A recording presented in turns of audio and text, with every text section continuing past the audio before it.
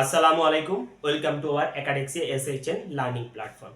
আজকে তোমাদের নবম দশম শ্রেণীর গণিত বই থেকে সেট ফাংশনের কমপ্লিমেন্টের ব্যবহার দেখাবো, অর্থাৎ পূরক সেটের ব্যবহার দেখাবো। আচ্ছা, একটা প্রশ্ন দেওয়া আছে, দেখো বোর্ডে। ডি ইকুয়াল 4, 8, 10, 12 ও ইউনিয়ন অর্থাৎ সার্বিক সেট 1, 2, 3, 4, 5, 6, 7, 8, 9, 10, 11, 12 হলে ডি কমপ্লিমেন্ট, এই যে ডি এর উপরে যদি এই যে ছোট্ট করে সি দেওয়া থাকে, সি এটা না পড়তে হবে, ডি কমপ্লিমেন্ট নির্ণয় করো। আচ্ছা, এখন আমরা অ্যানসার দেখি।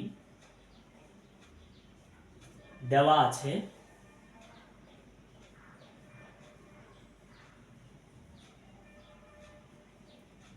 মানগুলো নেব, কি কি দেওয়া আছে। ডি ইকুয়াল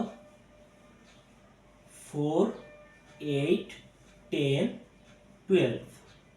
আচ্ছা, তারপর কি দেওয়া আছে, ইউনিয়ন সেট।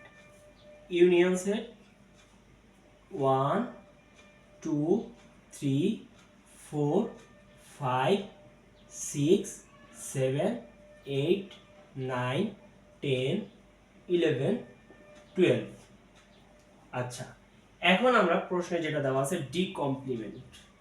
ডি কমপ্লিমেন্টের নিয়ম হচ্ছে আমাদের এই যে সার্বিক সেট যেটা দেওয়া আছে, সার্বিক সেটের উপাদান থেকে এই যে 4, 8, 10, 12 গুলো বাদ যাবে, তাহলে আমরা সার্বিক সেট ইউনিয়ন, এটা হচ্ছে ডিফারেন্সিয়াল অফ ডি।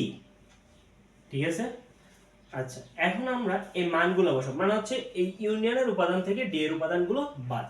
তাহলে ইউনিয়নের মান কি দেওয়া আছে দেখি, 1, 2, 3, 4, 5, 6, 7, 8, 9, 10, 11, 12।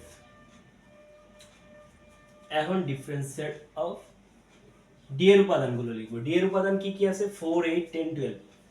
4, 8, 10, 12। আচ্ছা, এখন এইখানে যে উপাদানগুলো এখানের সাথে ম্যাচ করবে সেগুলো বাদ যাবে। ব্র্যাকেট এখানে কি বলে, 4, 4, 8, 8, 10, 10, 12, 12।